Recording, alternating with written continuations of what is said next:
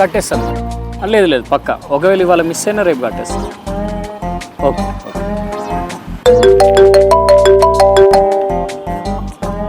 Hello, ఇప్పుడే చెప్పాను కదండి మీ వాళ్ళకి కడతా అని. కడతా.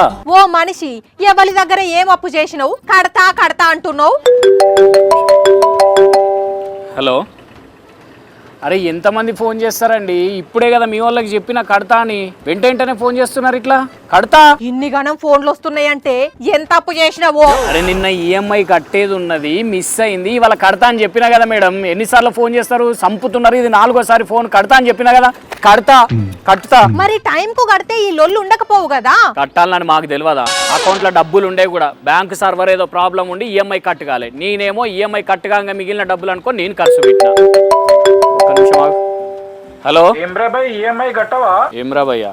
హలో బ్రదర్, మాటలు మంచిగా రాని. నీతో మంచిగా మాట్లాడేది ఏంద్రా? టైం కి ఈఎంఐ కట్టేది చేత కాదు కానీ. అరే ఓ అవలాగా ఏం మాట్లాడుతున్నావురా? నోరు దగ్గర పెట్టుకో. ఏం నకరాలు చేస్తున్నావా? పైసలు కడితే ఎందుకు మాట్లాడుతావురా బాయ్? కట్టు ముందు. లేకుంటే ఏం చేస్తావు రా బాయ్? కట్ట. ఇప్పుడు చెప్తున్నా కదా, మొత్తానికే కట్ట. ఏం చేస్తావు? చెయ్యిరా బాయ్, చూస్తా నేను. ఏం చేస్తావో ఏం నకరాలు చేస్తున్నావారా? కస్టమర్తో ఎట్లా మాట్లాడాలో తెలియదా నీకు? అయ్యా, గట్ల లొల్లి పెట్టుకుంటున్నావేంది వాళ్ళతోటి? గంటల ఈఎంఐ కట్టకుంటే మీ ఇంట్లోకి ఫోన్ చేస్తావా? ఇంట్లోకి ఫోన్ చేస్తావా?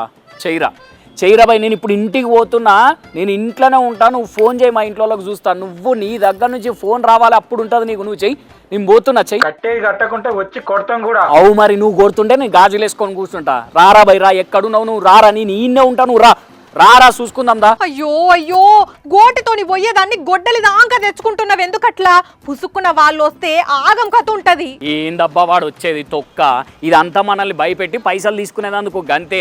లీగల్ గా కూడా మనకు రైట్స్ లేనేలేవు. కరెక్టే కావచ్చు గాని కడతానన్నోనివి లొల్లెందుకు పెట్టుకున్నాడు చెప్పు? మరి కడతా అని చెప్పినాక కూడా ఇష్టం వచ్చినట్టు ఒరుడు వాని తప్ప కాదా? అది కూడా కరెక్టే అనుకో. మనం అమాయకంగా మాట్లాడితే రవీంద్రకి చేసినట్టే చేస్తారు. రవీంద్రనా?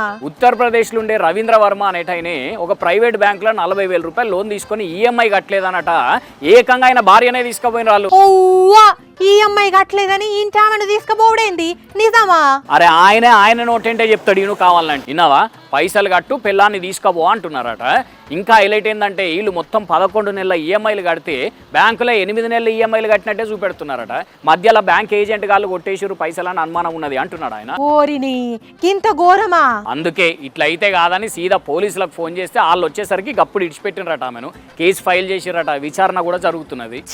మరి గింత అధ్వాన్నమా? లోన్ తీసుకునే ముందేమో ఫోన్లు చేసి, హలో సార్, పర్సనల్ లోన్ కావాలా సార్, తక్కువ ఇంట్రెస్ట్ రేట్ సార్, మీకోసమే స్పెషల్ ఆఫర్ సార్ అని చెప్పి అవసరం లేనంతో కూడా లోన్ తీసుకునేటట్టు చేసి, ఆ తర్వాత ఈఎంఐ కట్టేందుకు ఒక్కరోజు అటో ఇటో అయితే ఇట్లాంటి ఫోన్లు చేసుడు, చెండాల పనులు చేసుడు చేస్తున్నారు కొందరు ఫైనాన్స్ కంపెనీ వాళ్ళు, ప్రైవేట్ బ్యాంకుల వాళ్ళు. అదే కదా, మరి నీచంగా బిహేవ్ చేస్తున్నారు కొందరు. అందుకే మరి ఆయన మీద ఫైర్ అయ్యింది. అరే ఒక్కనాడు ఈఎంఐ లేట్ అయితే ఫోన్ చేసి ఎట్లా పడితే అట్లా మాట్లాడేనా? పోనీ ఉత్త ఈఎంఐ తీసుకుంటారా ఇప్పుడంటే? కాదు, మళ్ళా లేట్ ఫైన్ పడుతుంది.